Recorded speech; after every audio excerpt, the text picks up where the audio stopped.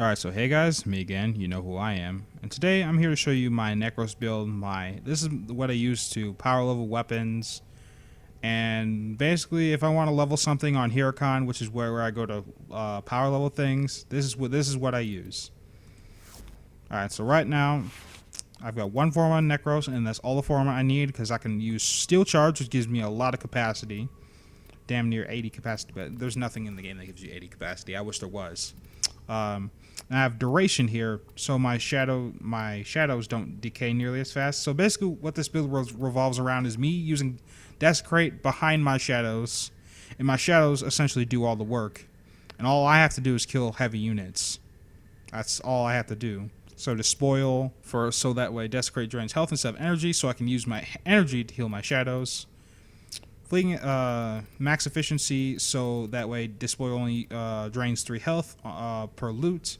And Vitality to give me more survivability. Range is always free for the Desecrate range, and that's all I use it for. Honestly, you probably could get away with dropping Narrow-Minded, placing Vitality there, moving Fleeting here, and then replacing Narrow-Minded with Constitution in the back. And that will give you a lower, more balanced build. You could probably drop Overextended at that point for Cunning Drift to give you roughly about the same, like slightly less range. But it's only a 9% difference with this build, but you have a little less duration, as you can see. But obviously with this build, your shadows have a higher health pool because there's not negative power strength.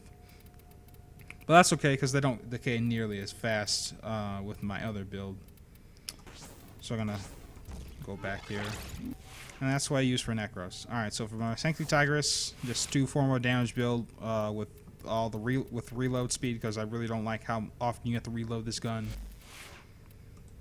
For my Ractic Ballista, it's a viral heat build with Ice Storm there. I only use this because if I want energy, I can just switch to this weapon, and I could wait for the proc to go off, and that will give me energy, because that happens really often on Huracan. And the only reason I'm using Sanctity Tigress, because I hate this weapon, but it's really good because it gives you a decent amount of healing with its proc, and it does a decent amount of damage over range that I could probably justify using it. But what I'd probably recommend is if you get a Volcar or a Volcar Wraith with the new look augment. Secondly, you probably notice I'm using a Kubro, and I'll get to justify my Redeemer here with the Kubro. So why I'm using Kubro is because he essentially counts as an 8th minion, right? And he puts me in stealth, while say an Ancient Healer heals me, like an Ancient Disruptor gives me like damage, I guess. I don't know if the Ancient Disruptor actually does, their aura does. But Ancient Healer heals me and makes me immune to knockdown. These guys all those guys will pull more aggro away from me. And this guy, once I go invisible, that's essentially when it's time to pick up loot. So when it's time to pick up loot, dog will make me invisible. And yeah, and essentially now that I have Link Health here for more health, it gives you like 1,000 health, which is a decent amount.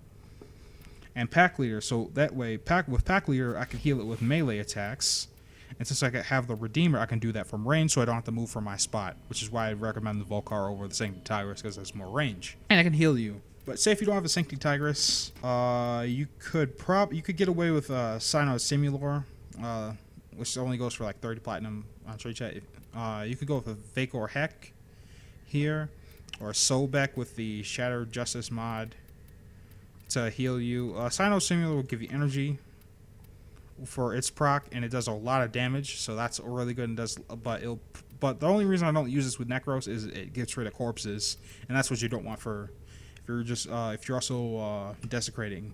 So you don't want it to delete corpses as well. So that's why I use Sanctity Tigress.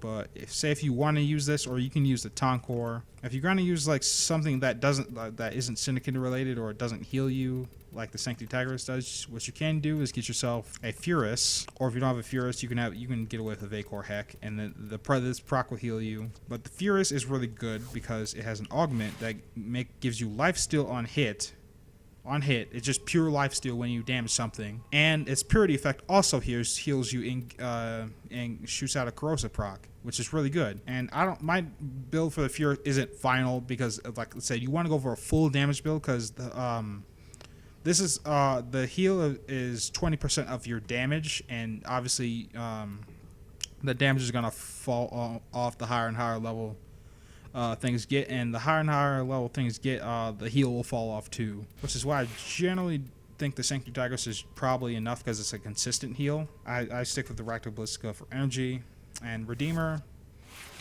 Ever since they buffed Gunblades, so that way every single pellet that hits counts as a hit. It essentially can get 2 times multiplier up real fast.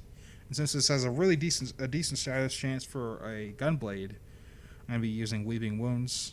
So that way, if I don't kill it, it'll probably be debuffed with armor or knocked down with blast. Like I generally run the damage build because this is faster. But I generally run either of the builds. It's up to you what you choose. But status build's really nice. You can do a crit build if you want. But that takes a while to spool up, get a crit build. And I won't be using this very often anyway, so I'll probably just stick with the high noon damage build rather than the bullet dance one. Also wanted to tell you why I don't use Shield of Shadows with this build. So if I go to augments here, so what Shield of Shadows does, it's within a 50-meter range. It takes like all the damage I take is basically spread out between the shadows. And it basically makes me more tankier, which is bad, and I don't understand why people are in love with this mod. Because sure, it can make Nekros tanky, but that's not what you're trying to do with your shadows. You're trying to get all the aggro away from you, and essentially you don't have to do anything. I see all these builds on YouTube like, oh, look how tanky I am, look how tanky I am. I'm like, think about it this way: why take damage when you don't have to? When you don't have to plan on taking damage for it to show like off how tanky or how running gunny something is, right? Why bother having like a tank build on Nekros when you're not going to take damage because your minions are going to do that for you. Your minions are also going to do a decent amount of damage for you as well. So if you've got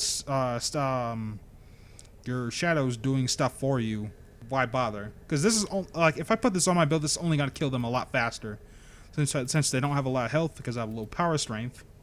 I mean, I can buff up my power strength by a lot here if I use this and a combination of growing power, the aura mod. I mean, Nekros does make Nekros a tank, but Nekros doesn't have to do anything for himself, essentially. So why bother? But anyway, guys, that's it. So I hope you guys enjoyed, and I'll catch you guys next time. Peace.